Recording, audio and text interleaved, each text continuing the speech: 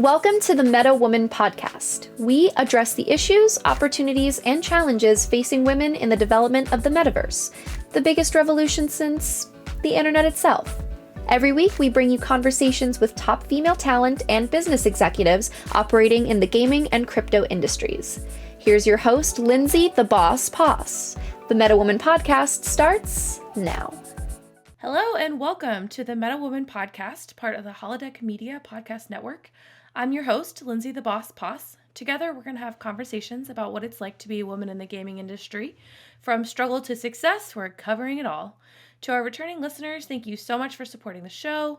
Please be sure to leave a 5-star rating or review and tell a friend about the pod. You guys know the whole spiel if you've listened to podcasts before. For new listeners, welcome, and I hope you enjoy the show. I'm so excited to introduce our guest this week. I love having an episode with multiple guests. I think it's really fun to bounce ideas off each other.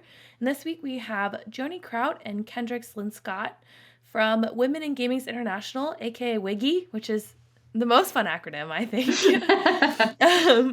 WIGI is a nonprofit with a mission to cultivate resources to advance economic equality and diversity in the global games industry. So Joanie and Kendryx, welcome to the show. I'm so excited to have you guys. Thank you for having us. Yeah, I mirror what she said. Yeah, I get it. To start, could you guys just give me a couple sentences from your background and who you are, what your stories are?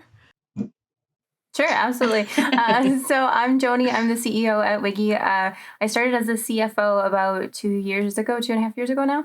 And I just transitioned to CEO just over a year ago now.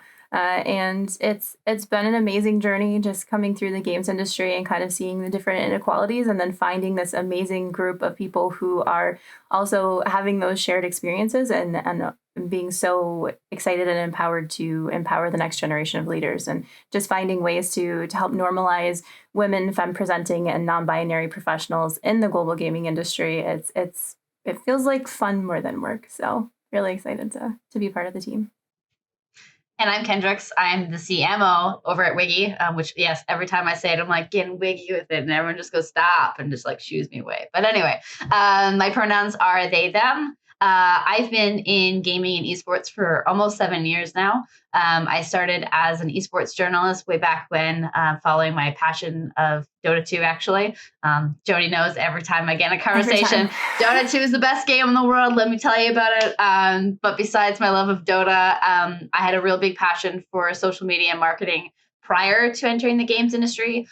So I spent a long time proving myself, having to overcome barriers, having to overcome struggles that were non-existent to my men counterparts in my jobs. And I've worked a very long time to get to a place where I can work with an organization like WIGI, where we work on that inequality, where we work on ensuring that women, non-binary, and femme-presenting people have the same opportunities as men. So I'm really happy to be part of the team. I also, again, mirror Joanie. It is more fun than it is work.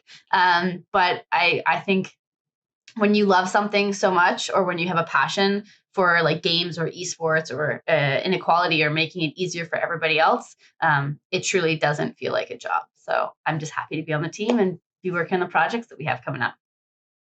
I love it when people love what they do. We always hear about, burnout and everyone's tired and all of that, which is also true for sure. But it's so nice and refreshing when there's a perspective of people who are just really excited by the work that they do. It's so cool. So speaking of that, I know you guys offer several different programs, ways to get involved, things that you kind of push out to your audience. Can we just kind of briefly go through those and what they do? Oh man, I'm so excited. So when I started at WIGI, we were very focused on in-person networking events, which was amazing and impactful and great. But I come from a nonprofit background. And so I was just like, we could be doing so much more. And so this year in 2022, we are so excited to be launching over 26 separate programs that are focused on creating that empowerment, that strategic normalization, and really just pushing people forward. So we have a power leveling series that is the first Wednesday of every month. It's focused on really empowering people to learn from a workshop, an interactive workshop. It's intentionally very closed, so it's something you have to register for. It's a Zoom link that we are keeping that conversation very kind of buttoned up. It's not recorded, and it's very much intentionally meant to be, this is a safe space where you can ask every single question. You can get specific advice from these amazing industry professionals, and it's really creating that open opportunity to learn and to grow, and to ask specific questions to your specific instance. We also have the Get in the Game program. Kendryx, you talk about that one. Go for it. It's my favorite program. I'm always so excited when you pass me that ball over the plate, because I'm just always ready to talk about it. So the Get in the Game program is basically like a micro mentorship program where we have applicants apply to go to basically a convention or networking event. So we went to ESI last year, but more importantly, it was actually EGX. This year we're going to ESI, GDC, DICE, Hacks, a couple other places, and essentially mentees apply to get in, and then once they're accepted, we have 3 mentors go with them to an event. And at the event, they teach them things like networking, how to talk to people, what to bring with you to go to a booth if you're, a designer and you want to get a job at an indie booth, or if you are a marketing professional, how do you go, like who do you talk to at a booth, or who do you talk to at a networking event? We equip them with everything that they need, and then it runs typically 3 to 4 days, I would say. It depends on the networking or the convention we're going to. Our EGX one that we did in October actually had an 80% higher rate after the actual Get in the Game program. So I think it was, quote me if I could be wrong, Joanie might correct me, but it was 2 weeks after the program, half of the people had jobs, so 3 of them. And then 2 weeks after that, another 2 people got full-time jobs. So we had 5 out of the 6 individuals had full-time jobs after the Get in the Game program. So it has a huge success rate. It's also a lot of fun. You actually you get to go to an event, it's paid for, your flights, your hotel, the tickets, everything is paid for. So you just go as an individual.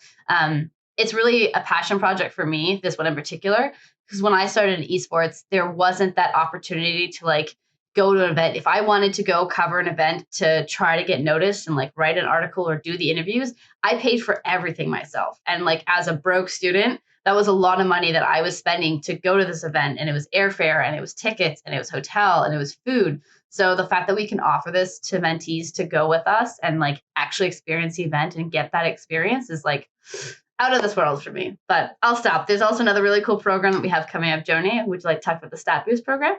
I think the Get in the Game program too is still so amazing, because it was amazing to watch these women go just by talking to them at breakfast before the conference and saying, okay, now you need to go get 10 business cards at the conference today. And they were just like, no, I can't talk to 10 people. I'm not going to ask somebody for a business card. I don't want to waste their time. And just changing that perspective of, no, you're not wasting their time. They're so lucky to be introduced to you. Go and talk to these people, because this is a huge opportunity for both of you. If you get hired, that's an opportunity for the company to work with you.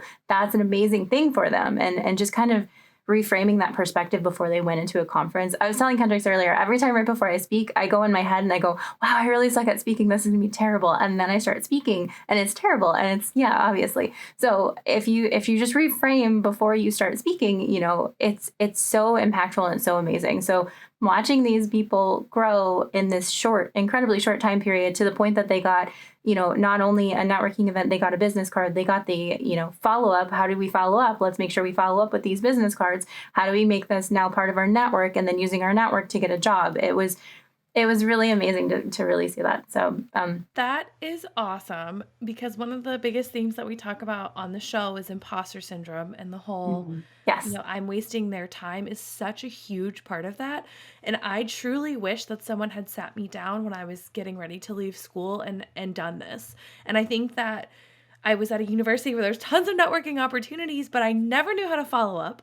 Having a specific goal is so good, and just teaching people how to leverage all of that it's because it's really not that hard once you know, but the barrier to knowing feels so high when you're constantly putting yourself down. So I love that you address the whole problem and not just, hey, go to a conference. Right. Happen. Yeah. Good luck. Bye. Right. Bye. That's incredible. That's so great. And I hope that this can be a model for in and out of the gaming industry, because that's the kind of stuff that's for young adults, I feel like is so important because this is stuff I missed out on, right? Mhm. I know from personal experience. It's like, oh my God, listening to you talk. Oh, I wish I had that. Yeah. Yeah, I feel like our whole programs portfolio this year was really built around, I wish I had known X when I started in my career or when I was trying to get from entry level to manager or manager to C-suite. I wish I had known this. And then it's like, cool, let's do a program on it. Let's have a panel on it. Let's have a conversation around it. And it's not even just knowing, but having the confidence to do it once you do know it. Like you can read all the self-help books in the world, but if you don't do the thing, it's not really helping you. So Kendryx always posts, on Twitter, like heading to wherever. So, like a week in advance that they're heading to a specific event. And then once they're there, they're at whatever. And I was like, that's so smart. I've never done that.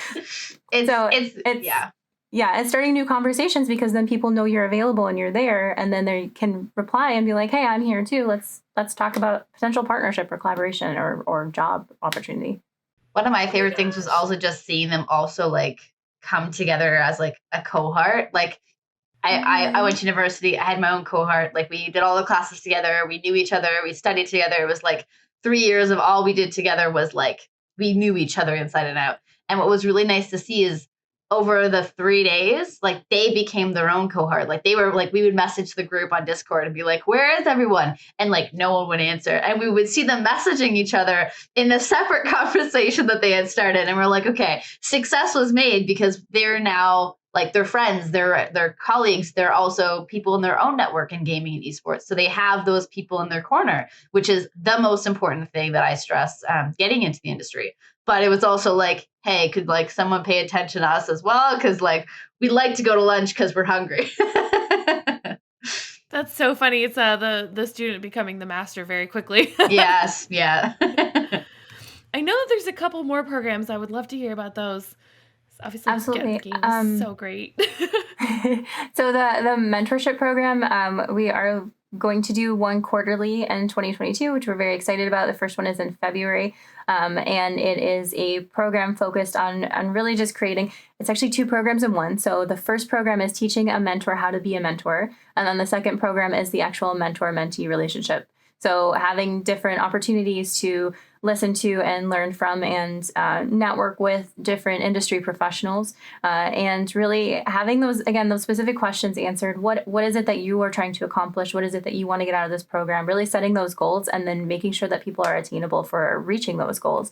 Again, a lot of times it's what I didn't know and the people who are the mentors know. So we can kind of help you get to the next level. So Kendryx, do you want to take Stat Boost? Oh yeah, Stat Boost. That's coming up. I love that I get the ones that are coming up sooner. So the Stat Boost program is like a micro summit is kind of how I explain it. So it's basically 3 days is our one coming up. So it's a 3-day, 4 hours the first 2 days, and then 5 hours the second day, where we have a bunch of panels. And essentially they focus on one particular program. So the one that we have coming up is I don't know if I'm like, when does this come out? Focused on helping people get jobs in esports. And Yes. we are partnering with an amazing organization to run this program. That will be announced shortly. That will be announced shortly. That was perfect. Teamwork. And essentially what it does is it's free to attend. So you basically show up to the Twitch channel, you listen to the panels, you have like, there's periods where there's Q&As, and then it moves on to the next panel. And the whole idea is to talk about one particular brand or program that we've partnered with that explores one aspect of the gaming and esports industry. And so we have one coming up. It's actually the end of this month. I really love these because they're a way of attending and getting that like kind of close interaction with panelists in a virtual way. I know COVID is still rampant, and while some people travel, like I do, it's not accessible for everyone. So the Stat Boost program is a nice way to have a quarterly micro summit where you can meet new people, see new experiences, and also get familiar with new brands you might not have heard of. But yeah. And then we have Open World Dialogue, which is an open conversation also on Twitch. It's the second Wednesday of every month. And it's creating more of an open conversation. So just anybody can join. There's no registration required. And really finding ways to interact with our community and answer questions. We do have that very heavily monitored to make sure that the conversations stay positive and constructive. But it's a really cool opportunity to, again, just have these industry professionals kind of speaking to their experiences and what they learned from those experiences to help the next person maybe not go through as much or know how to advocate for themselves if there is a situation. And then our networking events. Go. Oh, I love the things that are in person, and I love the virtual in-person things too. But so our networking events really focus on creating safe spaces where you can network, where you can meet people, or you can basically get together with colleagues in the industry in some capacity. So whether that's like an after party, which we did at PAX Unplugged, whether that's our after party at GDC that we did, I think it was 2 years ago because I was pre-COVID. These events really focus on creating spaces where women, non-binary, and femme-presenting individuals can network and meet other people. I know that a lot of times, especially when I was just starting out in the industry, you would go into an after party or you would go to a networking event and it would be like 98% men. And it would be really intimidating to feel confident and not have imposter syndrome and also feel safe and also feel like your voice is heard. And so we create these spaces, these networking events where women, non-binary, and femme-presenting people can do just that. They're one of my favorite things about this whole thing, because it really makes you feel like you're part of the crowd and part of the industry, and gives you that opportunity to like exchange the business cards and meet people that are perhaps outside of your lane in the industry. So if you're a marketer, maybe you can meet some game devs. If you're a game dev, maybe you're meeting some CEOs or CFOs. It's just a great way to meet people in the industry. And then we also have... Oh, sorry, go ahead. Oh, I was just going to say, I will note that you've already said twice what your favorite thing is. I know. I have so many favorites. No, that's a good thing. It's a good thing. Yeah, I like that. Again, I like to hear when people really love what they do. And yeah, Joanie, I'm sorry for cutting you off, but I believe you're going to talk about your podcast, right?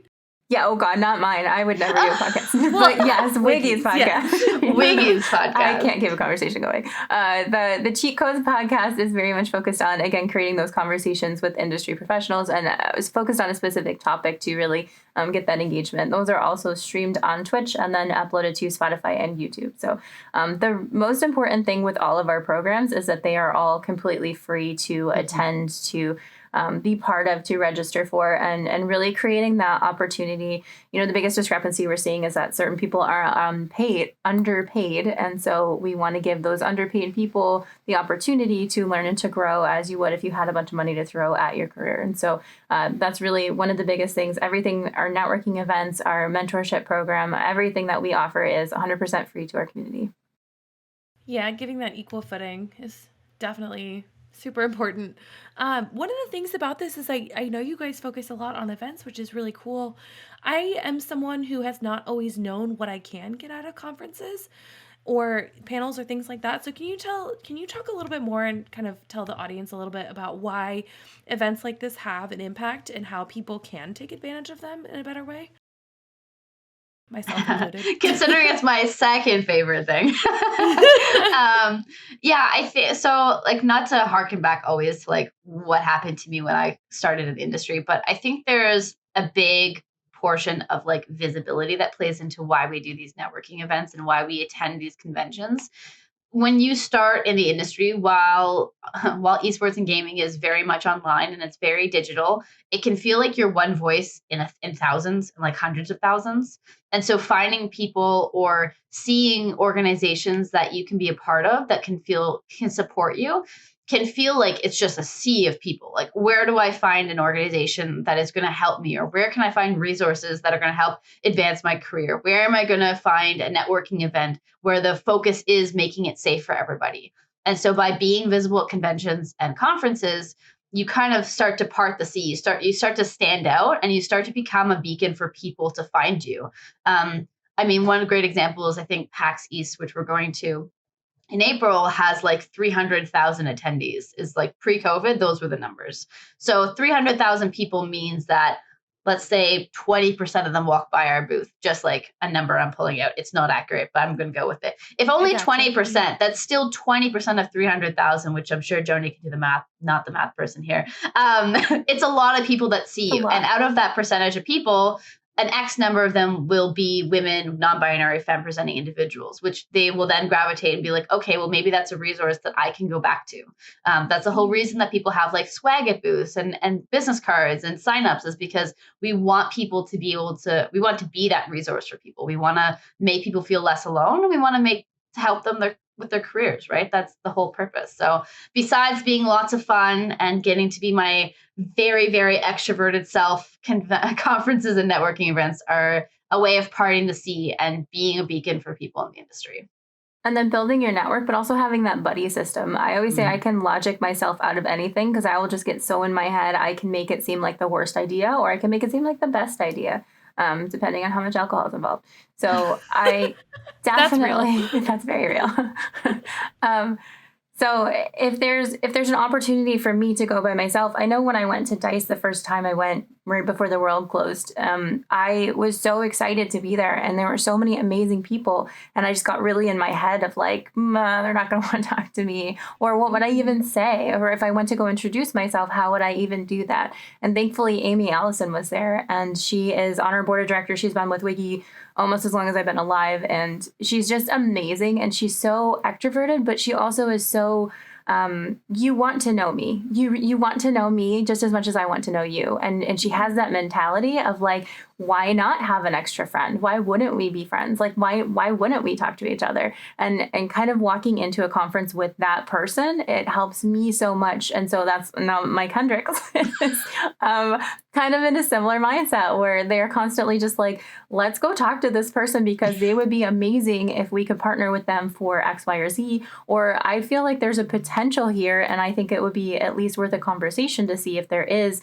a way to collaborate. And changing your mentality from I want something from you to I want to see how we could work together. It's really amazing. So we want to be that for people. We want to be your buddy. We want to create that buddy system for you and create that confidence in you to then now go and start that conversation even if you're by yourself. Yeah. So well, I think that's a really good point, and that's something as I've been, I just started this podcast, but as I've been getting into it, one of the most beautiful things about it is that there hasn't been a ton of people who have looked to be overly competitive, which I really appreciate because there's no way we're all going to win if we're all fighting each other, and I would rather us all win. And when it comes to that kind of collaboration, have you guys felt kind of the openness of the gaming community? I sort of switched industries here from tech policy into gaming, and it feels much more open and much less closed off, but you all have been in gaming for longer, so I'd love to know what you think about that. And that's obviously, there's always a bad portion and the good, but I want to stick to the good portion. This is the hardest question. It's hard because when I started, God, I keep saying this. When I started in the industry, back in the day, I used to go to band camp. Don't make me use that reference. Basically, it was really hard because there weren't a lot of women in positions that I could look up to when I first started. And this was like a very truthful thing. In Dota, there was maybe 2 casters at the top level and then a couple when more. You said Dota, I was like, wow. Yeah, like that's an OG move. That's tough. It's OG. That's how old I am now. But it was really challenging because there wasn't people to look up to. So there wasn't like, and I did something very different. I focused on interviews. And so I didn't want to be a caster. I didn't want to be any of that stuff. And there wasn't anyone doing what I was doing. So it was hard because other women in the industry felt the competition because there were so few of us that it was like, oh, if I don't get this gig, or if they get the gig, that means I don't get it. Or if they get the money, I don't get it. And there wasn't a lot of like camaraderie, I would say. And that slowly shifted. So slowly over time, it became less about like everyone got their own piece of the pie, and it became more about like sharing the pie. Like, ooh, I heard this really cool opportunity came up, or ooh, let me put you in the running for this position. I think you'd be amazing for it. And so it shifted, but it took a long time. And so I'd say like in the esports industry, women are getting more supportive of each other. Same with like non-binary, of which there's very few, but we kind of like group together now. It's like these groups of people kind of come together, and we have these Discord channels, and we like send each other all these job postings, and we're always like, we're all each own's cheerleaders, which is really nice. But I'd say like as a whole, I hate mentioning this person's name, but like Thorn's a great example of like someone who's caused a lot of, I don't know if we can swear on this, so a lot of shit over the past like day and a half of just really being a very toxic person at the top, and is so well known that the toxicity almost like leaks down. Like it's a trickle down effect. If someone at the top is that toxic towards women, it just trickles down because it empowers everyone else to be that toxic.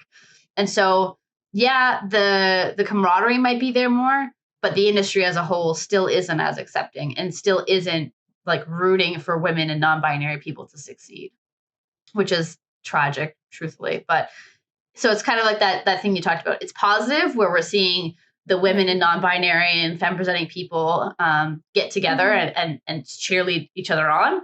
But then the industry still hasn't like caught up to where we are in that micro sense. Another really cool thing about WIGI is that we have an amazing team of allies. And so one of our biggest things that we were founded on was this group of allies that were like, yeah, do the thing. We fully support that. We think it's amazing.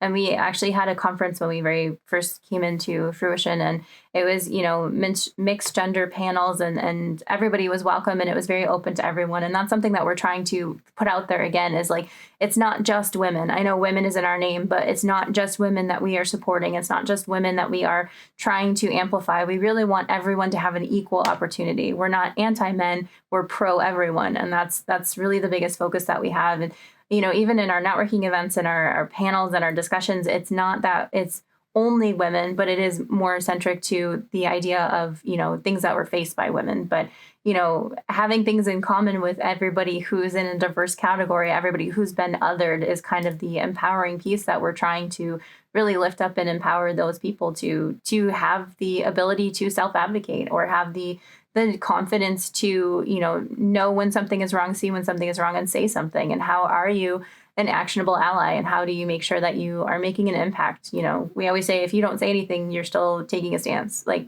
how are you making sure that you are advocating for yourself and advocating for everyone else who's been othered to get those equal opportunities? So it's not turning away from the negativity. It's not turning away from the toxicity. It's truly trying to eliminate it and to find ways to take it on and get rid of it. So be the change you want to see in the world.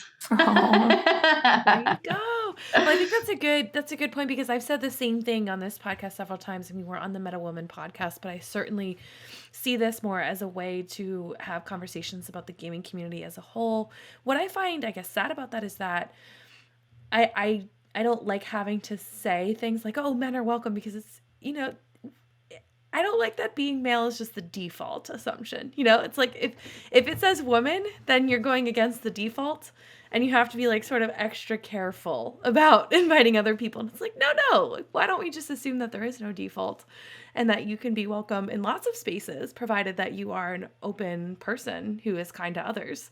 It's been sad to me to have to sort of explain that away. Like, I know we're a Meta Woman podcast, but it's not just for women. It's like that, and that's something that I'll continue to do, and it's conversations to push for sure. But it does make me sad. I'm like, no, men can be here. there's no rule. This isn't like Little Rascals. No girls allowed. But yeah, I don't know. It's sort of sad to me that I'm always having to explain that. I don't know if you all feel that way too. So when I first started at WIGI, and it was very much women in Games International, and people would say, okay, but what if I'm a trans woman? Or what if I'm, what if I wasn't born female? And I was always like, of course you'd still be welcome. We're women and allies. And so I felt like women and allies covered everybody, because either you're a woman or you're an ally. But sometimes there is this other piece where you're not a woman, maybe you're non-binary, maybe you're both, maybe you're neither, maybe you don't want to be put in a box to say what you are. And I still want you on my team, and I still want to empower you, and I still want to encourage you. And so it's not even just the name, it's the feeling. And so that's why we're trying to create all of these programs, because even though you can walk in the door, do you feel included when you walk in the door? Do you feel like you are welcome when you walk in the door? Do you feel like you're part of the conversation? And if you say something, do you feel equitable in that conversation? Or do you feel like you're dismissed because you're not a woman? And that was really the biggest shift, I think, from kind of taking things over as, we always said women and allies, but now it's more inclusive in our wording, and trying to make sure that, if you do come to this thing and you have something to say, please say it, because we do want to hear from you. We do want to learn from you. And I don't care if you identify as a woman or not. That was never my intention. It was really to empower these, just the entire othered community and really create that equality within the games industry, which truly means everybody. Yeah, and I think that that's a good way of building a community around that. When it comes to actually kind of transforming the industry, how are you thinking about getting people into the right careers to make those changes? What else would you like to see? What opportunities are kind of lacking? I mean, we've talked about how the industry has improved, but obviously there's a long way to go. What do you think that looks like from your guys' perspective? Oh, I said your guys again, by the way, and I keep trying to not say that. I'm such a you guyser, and I've not been able to work that out of my vernacular yet, but I promise I'm working on it. I spend a lot of time when I'm not working, thinking about what needs to change, and I think one aspect that I always keep coming back to is this idea of, so obviously my background is very esports focused. So when I say esports, I do also mean like the larger gaming industry as well, but my experience is a lot of esports, so I speak to that often. But the hiring practices, the diversity on teams, the lack of leaders who are women or non-binary or trans men or trans women or LGBT, like just like there's such a lack of diversity in all aspects when it comes to upper management or hiring practices and teams in general, that as much as we want to see the diversity, there's this like awkward barrier, and like that's why a lot of our programs exist, is to really remove that barrier, right? If the barrier is you can't financially afford to get to a convention, Get in the Game program exists. If your barrier is you are unable to take off time to go to a summit or go to a conference, we'll do digital ones, right? So there's a lot of like trying to remove those barriers. But there's this lack of wanting to shift that mentality when it comes to like the hiring practices and upper management. And so I would really like to see that start to shift. I'd really like to see companies and orgs and teams listen to what we're saying and like not to be like, hey, hire us, but like hire us as DEI consultants. Like we're here to help support you. We're here to help acknowledge what's missing on your team or help you identify how to fix those missing pieces. There's lots of consultants, there's lots of orgs who do this. And I think as much as we are trying to be the change in the world, it also needs to be reciprocated. We need to start seeing that change happen on its own without us railing on the door all the time. Sorry, I rambled a bit, but those are my feelings. That's fine. I very much enjoyed hearing them. And sort of on that note, I know this is a little bit of a prickly subject, but you all did recently announce a grant from Activision Blizzard. We all know why they've been in the news lately. And I know that one of the things that's been going on is a big demand for change, the kind of change that you're talking about.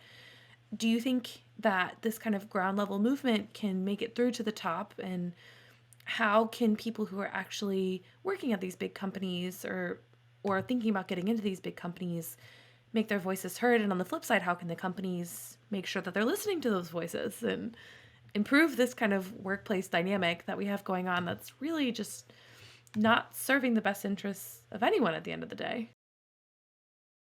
I think creating that accountability through truly identifying specific goals and what do you want to see? So I feel like at one point people were just like, okay, you need to hire more people. You need to hire more diverse people. And then people were hiring those diverse people and being like, okay, check, done, leave me alone. I hired these diverse people, but they were all entry level. They weren't being heard. They weren't being seen. They weren't being supported.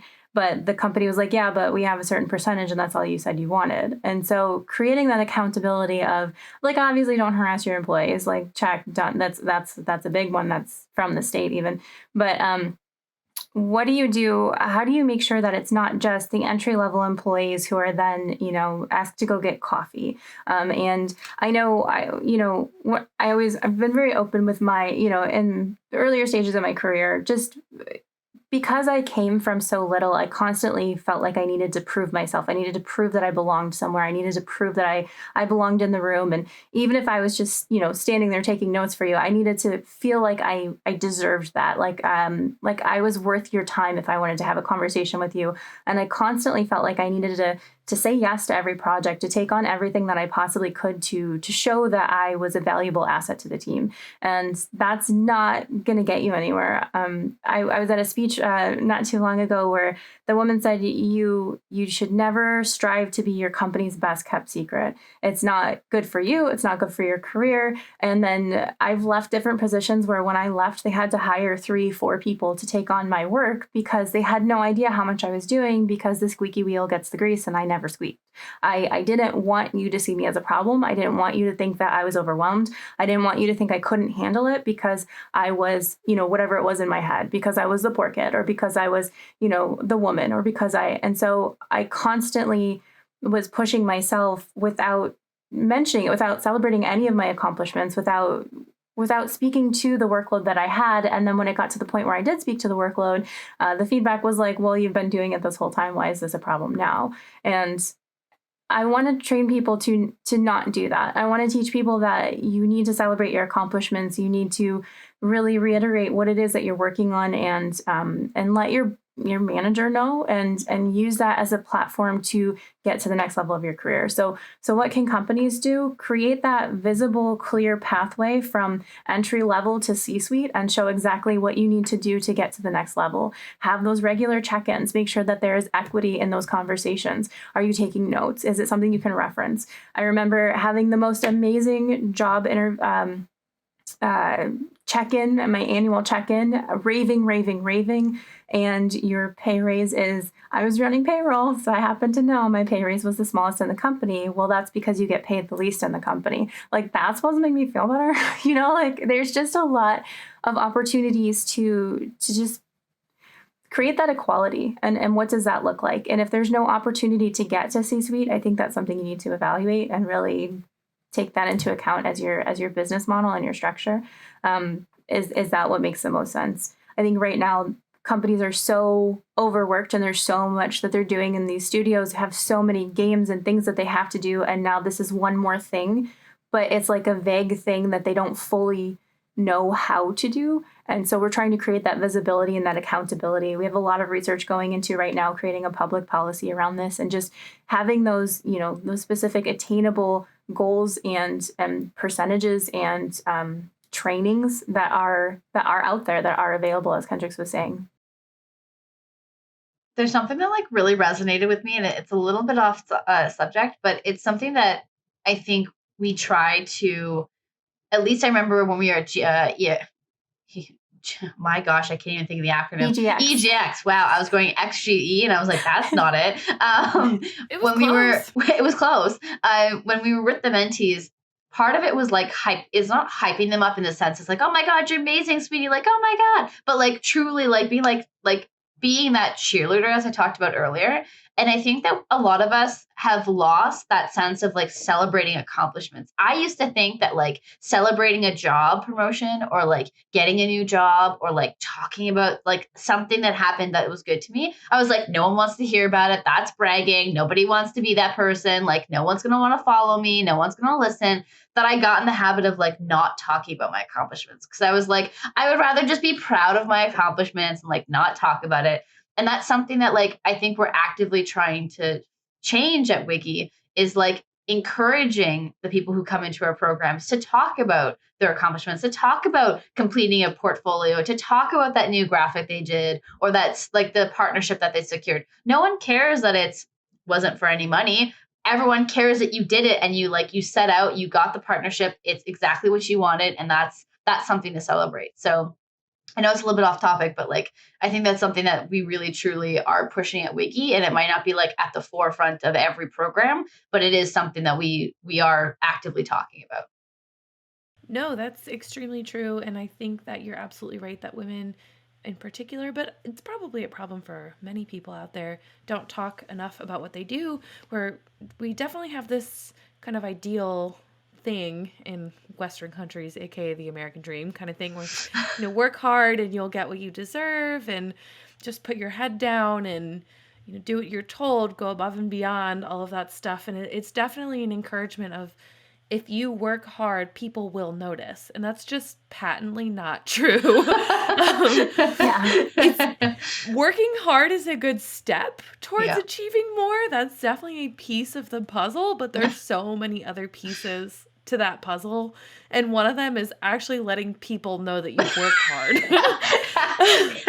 That whole silence thing, it really work. And that's something I've gone through. I was a college athlete, and when I graduated, all my coaches said, "Oh, we're so amazed that you played so well when you partied all the time." And I was like, "What are you talking about? I never partied." I was like, I was truly in the gym Friday and Saturday nights. I played basketball, getting shots up. Like, that was me. But because I was so effervescent and bubbly, they just assumed. It's like, oh, well. And my quieter colleagues who were also in the gym with me got so much credit for getting in the gym on Friday and Saturday nights. And I was like, I was there, you guys. Like, I know I am bubbly and crazy a little bit, but I'm still working hard. And that was that light bulb moment that you're talking about, Kendryx, with, oh, you have to say something. Otherwise, people make their own assumptions. And those assumptions could be so wrong and could really come back to hurt you. So I think that was a very apropos tangent, if you will, which was great. I do want to talk a little bit about this big M word that we've all been hearing about, the metaverse. I don't really exactly have a full picture of what the metaverse is just yet, and I think that's one of the alluring things about it. But I do think that anytime that a new industry starts, there's such a chance to build it more equitably and fairly and sort of get rid of some of those things from old systems that aren't necessarily serving us. So I would love to hear if you all are doing any work in the metaverse, what you're thinking about with the metaverse, what it means to you, what it means to diversity and inclusion programs and equality and that good stuff. I truthfully am very skeptic of the metaverse. I sound like a boomer. It's fine. I'll accept the title for now. I'm apprehensive. I feel like it's an opportunity to really, like, as you said, explore that, like, creating a more equitable, more diverse landscape. But at the same time, I'm skeptic because it's Facebook, and Facebook doesn't have the best track record.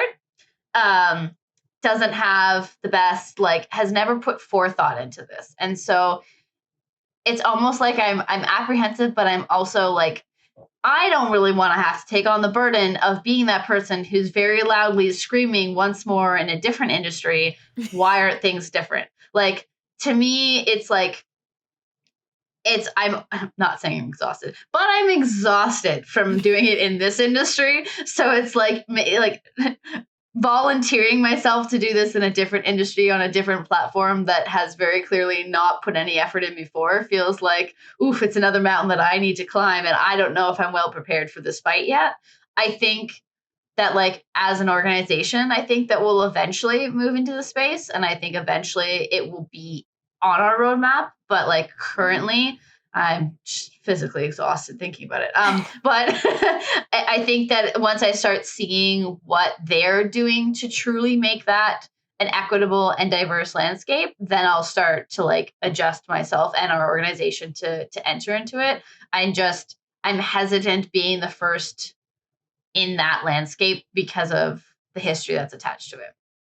Yeah, definitely the leadership leaves a little bit to be desired. I get that. Yeah. When I first took over as CEO, one of the first things I wanted was to get out of just the video games industry and really focus on esports and tabletop and truly the global games industry, and, like, really focus on every aspect of gaming and trying to normalize women in every space within each sector. I know with the metaverse, specifically with GamesBeat, they just did a call for speakers. And I've been working with Dean, there's a committee that we all work together for Women in Games, and really trying to focus on making sure that panels and conversations are very equitable within not just, the male perspective. And so it was kind of a lot to take on, just with regard to what does it mean? How do we make sure that we are staying equitable? There's a lot of really amazing people in this space who are non-males, who are doing really great things with augmented reality and virtual reality and just video and digital universe creation. And so is there an opportunity to make sure that those people are also being seen and heard in this space? And as Kendryx said, it's a lot right now, and it's very exciting to see that there is so much opportunity to create that equality.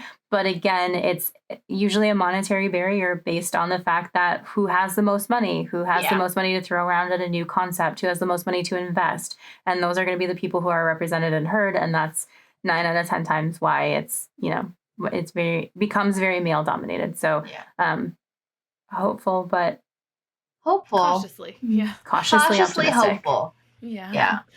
Yeah, and I think that's a fair place to be. This is such a loose concept at the moment, and like you noted, Joanie, there's lots of people who are working on different things in the metaverse, but I do think that unfortunately it's been overshadowed by good old Facebook changing their name. I will also note for our listeners that we were named the Meta Woman Podcast way before Facebook decided to change its name to Meta. True. We were cool before it was cool. So, way before we were ahead of the trends, but it actually Wait, was we're all very millennials funny. now. This is amazing. Congrats, we've arrived. We were cool before things were cool. Love it. I'm happy. Well, the day that they announced it, I was like, crap. But we were in too deep at that point, so. You should just add official somewhere in there and then just jump on the bandwagon. Like the official Metaverse Women's Podcast or the Meta Women Podcast. Like, I think that's the way to go. Yeah. That's a good idea. Our little TM. That's why they on had it. branding at WIGI. True. Yeah. So just to summarize really quick for our listeners, I think that WIGI's programs are awesome. One of the things I love is that you focus on things that people wish they knew and provide a whole picture instead of just a kind of singular resource or experience. You build a community for women and allies to create a space where everyone can truly be comfortable, where all are welcome. When it comes to the industry, some change has been made and there's a better collaboration, but there's a long way to go. And focusing on removing barriers, access, equity, that kind of thing can help. One of the great pieces of advice that both of you noted is that you should strive to never be your company's best kept secret. Shout out to the speaker who said that to Joanie. I think that's a great way of saying it. You should be an advocate for yourself, celebrate your accomplishments, and use your accomplishments as a platform to advance your career. And one thing that companies can materially do to create change is to create visual and clear, transparent pathways from entry level to C-suite. So those are just all our little takeaways. One thing I love to end on with all of our guests is a little moment of reflection. So if you all could just tell me, and we've talked about this a lot, but what is one thing you would like to tell your younger self about getting into the gaming industry and being successful? Oh, gosh. No, I'll go first this time. That's only fair. Wow. It's going to be a little bit sadder. I'm a that kind of person, but eventually all the pain and the strife and the barriers will disappear, and you will be in a position that you can make the changes that you want to see in the industry. I love that. That was really sad, but I would say, something I learned really, really early on in my career was to take everything from a solution standpoint. So bringing not just a problem to the table, but at least 2 potential solutions to offer. It's great to identify a problem and call it out as a problem, but make sure that you have an end goal to focus on. Focus on the solution instead of continuing to discuss the fact that there's a problem. So I think that was always something that really helped me within my career, especially if you do have something you want to bring to a manager. For personally, though, I think just be yourself, and it's okay to be yourself, even if yourself is a Star Wars loving, Harry Potter loving, World of Warcraft nerd.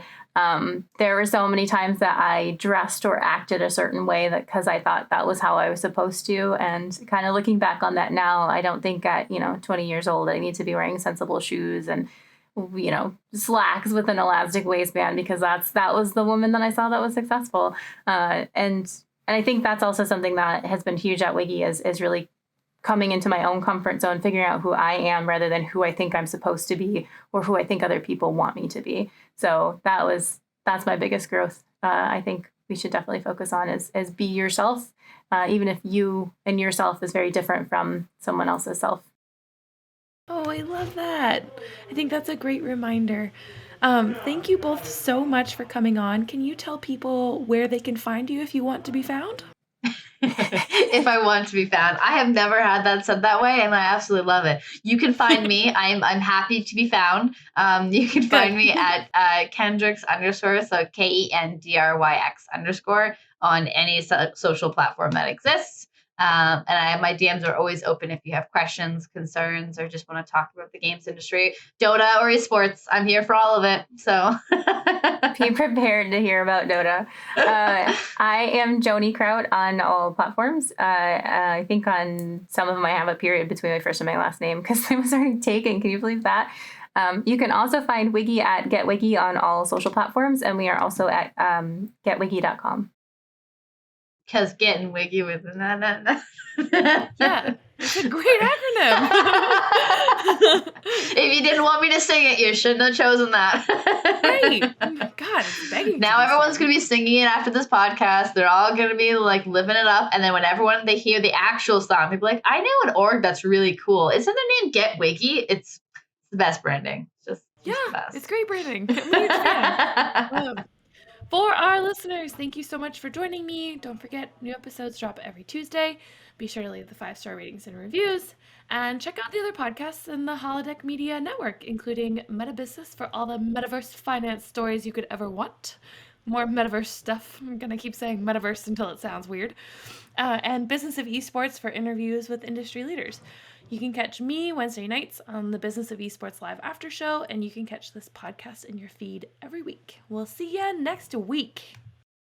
Thanks for joining us here on Meta Woman. Make sure to subscribe to this podcast everywhere you get your podcasts, leave a 5-star review, and tell your friends, family, and colleagues all about us. Also, make sure to follow Meta TV on all socials to get more of the best metaverse content anywhere. Tune in every week for another episode of Meta Woman.